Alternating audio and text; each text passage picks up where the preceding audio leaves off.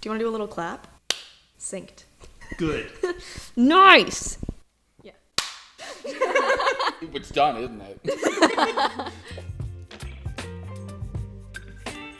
Who are you? Hi, I am Dicecreamsandwich, D&D content creator. Also, my real name is Kevin Parr. He's been our gracious host, staying in this awesome place, Maple Rock Resorts. Shout out to you, literally with this awesome view. So I'm just kind of doing a little bit of an interview with the creators that I'm here with. Yeah. Tell the audience who you are. We're our Theater of the Unaligned. Most of you. Most of us. Yeah, Well, all of us are, but it's most of Theater of the Unaligned. Who are you? Oh, I'm Foster, Dungeon Master of Theater of the Unaligned, and many other things.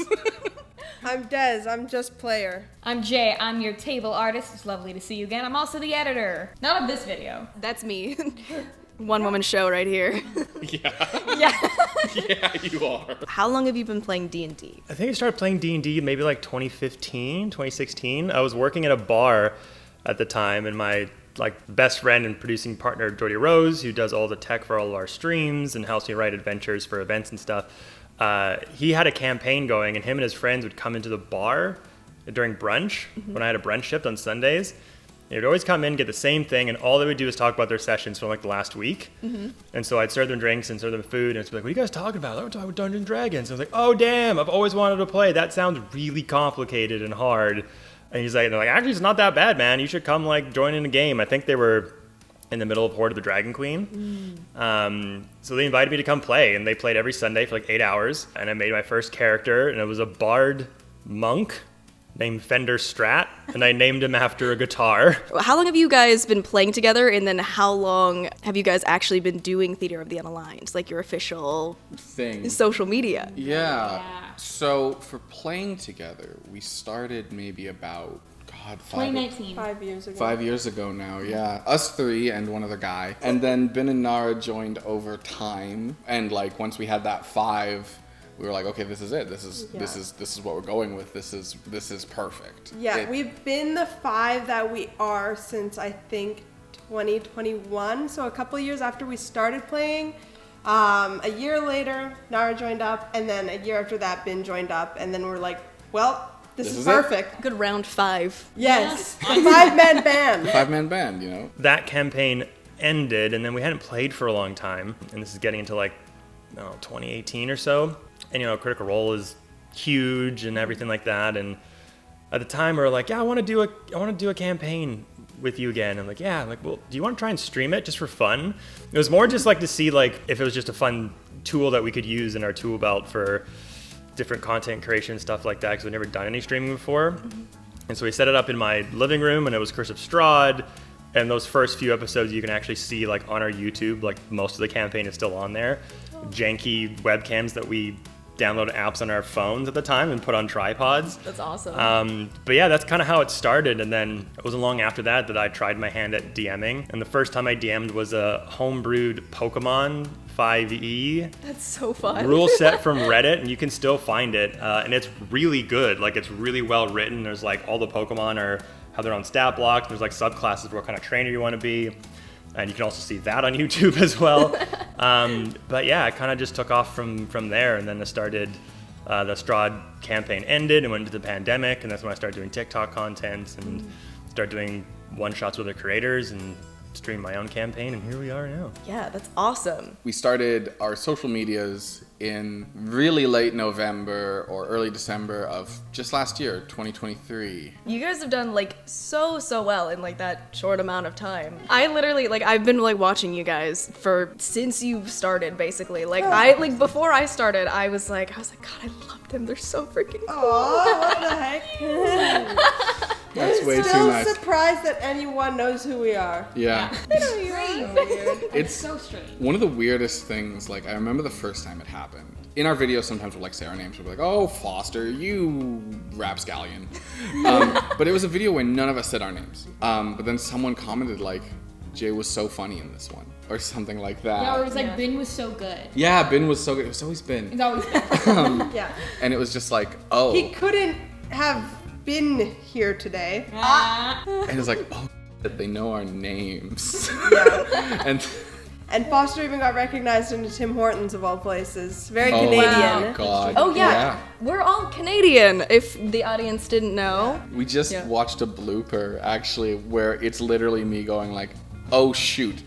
And then I go, oh wait, that's too Canadian. Let's run it back and try that again.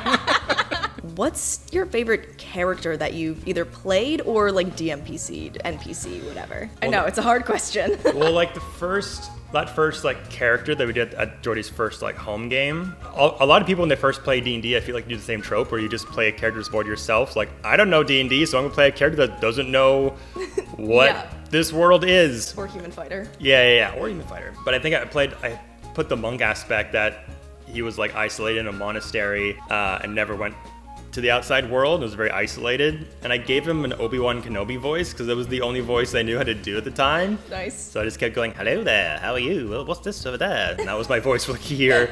And yeah, and it fit the character really well. What are your favorite classes to play? And then what's your favorite character you've played? Or like DM'd NPC, DMPC? Oh, you're asking for that's a good question. I'm usually a niche filler, so I oftentimes will just play what no one else wants to, just because then it gives everyone an opportunity. I could try something new, but most of the time I default to Bard or I will do Cleric. I really like playing support classes. Divine Soul Sorcerer is probably my favorite class to play. Just because it's really fun. Do the niche filling because then I get to play like I got to play Monk in the new D&D 2024, and it's so fun and I love it. It's a really great class now. But I think of all my characters that I've played, obviously I really like Willow, who I'm playing right now in our Gods. campaign. For the My gods. love. For the gods. Check For For the the gods Gods. out on YouTube. It's on episode 24. Should be coming out soon. And we keep going. It's gonna go 200 episodes, I promise. Oh dear God. Links to their channels will be in the description. Thank you. But I think my favorite character might be Sybil DeCaneth from when we played Eberron. She was an alchemist artificer, and she was like kind of a bit stupid. I really enjoy playing airheads. This is like a very hard question. It's Zen. But no, I was gonna answer favorite character first, but I was gonna answer favorite class, and it would be like a 3-way tie between Warlock, Artificer, and Rogue. Probably because all my favorite characters I played were those classes. But I love all my characters, as many D&D players do. But I will follow in Jay's footsteps. I played a character named Zin Argith for the same campaign that Sybil was in, and they were also love interests, and it was very fun. To be Jay's love interest, but I swear we're not together. Rogue. Hashtag not a poly. But I Not beating was- the allegations. No. But I was a rogue, assassin rogue, drow, and I did a voice that I regretted very much, which was supposed to be like Christian Slater as JD. So I was like, hey, Sybil, you want to come over and see my knife collection? My favorite class would probably have to be. I like the versatility of sorcerers like a lot, and the flavor like a lot. I love rangers too, like especially the Gloomstalker and especially the Horizon Walker, just because the flavor is so strong. Like I like classes that come with a lot baked into them. The first streamed campaign that we did, which was Curse of Strahd, at first I was going to play another bard because I'd done it before, and I like spent weeks preparing that character, and it was going to be like a Zach Brannigan, William Shatner, like cheesy, overconfident kind of guy. And then to get to the table, one of the other players made like the exact same personality, like same voice, same mannerisms, same everything.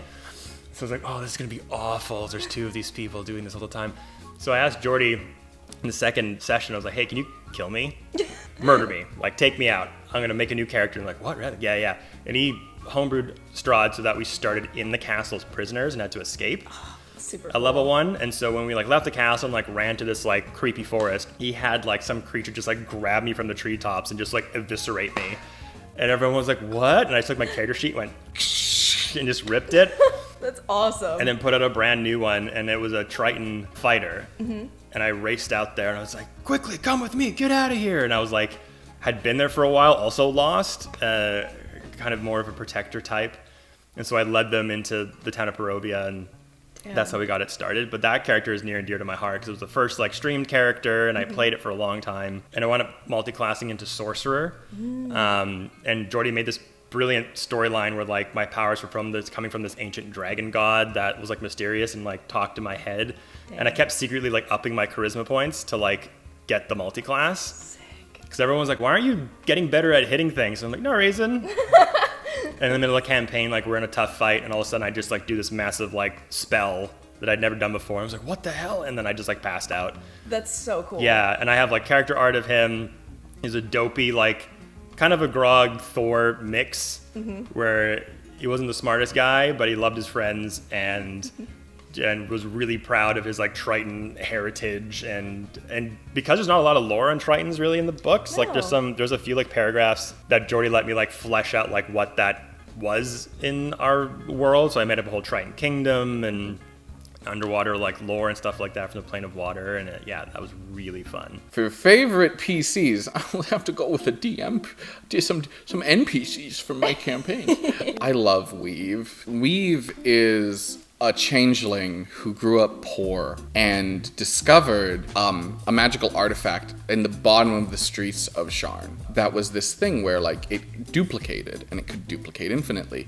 And you could just attach it to the back of someone's neck, and it kind of worked as like a magic jar, soul jar spell, where you could move your consciousness from body to body and like take over a body of whoever put this on their neck, but they had to agree for it to be on there. It was a contract. Okay. So what he started doing was using manipulation, money, and rather underhanded tactics to take over other changelings until he has this small underground army, and he becomes near unkillable because he'll just switch to another changeling. And because they're all changelings, he can be anywhere and be anyone. But at the end of the day, he's just a normal guy who got there via like normal D&D mechanics to this crazy level. DM NPC, one that just kind of comes to mind immediately is in the first like long campaign that I streamed when I was a DM through the pandemic and coming out. It was called Beyond the Realms.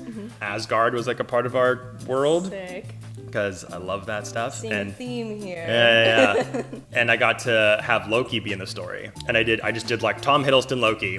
And it was so freaking awesome because it was just messing with the party, and like at some point the storyline, like he had all this information, he was like imprisoned in Asgard, and they had to go and like rip him out, and then he was just like messing with them the whole time, like in and out of the campaign, like pop up, cause mischief, like entice one of them to like do like not great things or like think it's the right thing, and then it would be a double cross. And yeah, that was one of my faves. It sounds like such a fun character to DM and just like feel kind of powerful. Yeah, well, it kind of went along the lines of like when you have like a warlock in your party, you have a patron that may not be like the most noble. Best. Yeah, and is always kind of whispering like things in their ear. Yeah. Or if someone has like a devil in their campaign, it's always like trying to coerce them to like do not great things or put them in really hard situations where it's like, I'll give you this boost, but like we'll see what happens later. Your friend later. Yeah. So that was probably one of my faves. Maybe let's do like a little speed round. Homebrew or pre-made?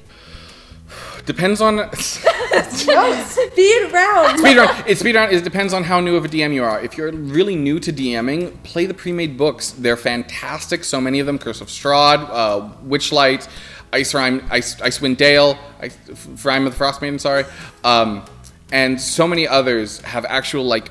They teach you the shape an adventurer is supposed to take, and then you can, break off from that. I'm really a strong believer in learn the rules before you break them. Both. But if I had to choose, I like rules. I'd play full raw if I had to. I agree. I am very much like learn the rules before you break them. I think doing the core rules and like the core stuff of D&D really actually helps you get out of your comfort zone and keeps you from playing all your habits. And then you can really it makes you a little bit more creative because you have so many limitations, and you can look at this stuff and be like, oh, well, I want to make a dwarf cleric that serves Ilmater, but like the lore kind of goes against that. Let's think about how we can make this work in an interesting, creative way. So I very much learn the rules. You can do homebrew, but I'm with Foster. Like learn the lore and such before you start adding in your own stuff. Yeah. These guys are terrible at speed round. I'm like, guys, a sentence. Okay. You asked a heavy question. All right. Homebrew or pre-made? Homebrew, because it's more fun for the players and it's really exciting to introduce things that the table's never seen before.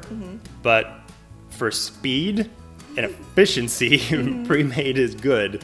But I kind of like a mix of the two. Well, this one should be faster. Favorite die? Percentile die. Okay. D4. D4. Incredible. I also like D4s. What is your favorite die? Like set or just like Just number. out of- Just, yeah.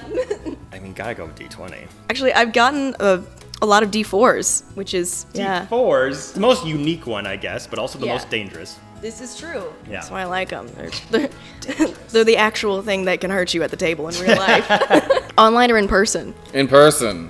In person. In person. On online ones, I just have more fun in person. Yeah. We go through great lengths to play in person. We literally all moved to Vancouver to keep playing in person. They live in the same house. You guys are the true OG content house. We are the real housewives of D&D. What is your favorite monster? I know this one's hard. I love Vecna, but the stats for Vecna don't really like match the insane power that character should have, so I always like bump it up a bit. Cool. Right now, my current favorite is the Spider Dragon Yeah. that we played last night. Literally. We did a one-shot with. It's from the Eve of Ruin book, the Vecna book, and I don't know. It's a CR11, so it's not as crazy as an Ancient Dragon, but like its attacks are dope. Its breath weapon is crazy. It does like 6d10 piercing, 6d10 poison. Can do a bite and 2 claw, and then those are like d12 damages and d10s. Wow. It has spider climb, and it has the recharge breath ability, or just like a bunch of like a wave of mini spiders that poison you, like a bunch of black widows. Yep. And the other recharge ability is a 30-foot cube of web, restrain everybody, and then just like go to town on them. Dang. But I love like the visual, because like obviously the classic visual identity of a dragon is like flat, like, you know, flying around and maybe a shadow comes overhead. You're like, oh damn, and they can have a lot of tension that way. But there's something about a dragon with spider legs that can just like hide in a dark corner Yeah. and then just like slowly freaking appear with like webs everywhere. Oh, it's so good. It was very, very cool. Like, and then our party just ran away. As you should. Yes. As you should. Yeah. I think I did the last night where I did that too. Yeah, literally. You like was jumped out of your great. chair. Yeah. Yeah, that was so good. Yeah, and especially with spiders, like when you touch their web, they know that you're just like, oh, crap. Yeah. And the mini looks freaking It's dope. so too. cool. Yeah, or just grab it. Like we're literally right here. Ooh. Think I'm gonna leave it here for you guys. Thank you so much for like being here and just chatting with me, and you know, Thank you for having me. Yeah. Honestly. thank you so much for the interview. Yeah, no problem. Thanks for having me. Thanks for coming on my silly little channel. Love it. Doing Great. great stuff. I'll see you right now. Yeah. Okay, bye. Well, I think I'm gonna leave it here for now. Thank you so much for watching. Be sure to give me a like and subscribe. And if you want to support me and the channel, think about signing up for my Patreon. Links are down below. I appreciate you guys so, so much. All of you should be rolling up the screen right now. Thank you so much. I don't have the list in front of me for new patrons, so I will thank you on here or in the later video, but thank you so, so much. I appreciate you all. It helps me continue to create content that hopefully you enjoy. Plus, you get an extra spicy RPG Reddit horror story on there a month, plus bloopers and other things that I post on there. So go check that out if you're interested. Plus, check out my other socials down there if you want as well. Well, that's all for now. I will see you in the next one.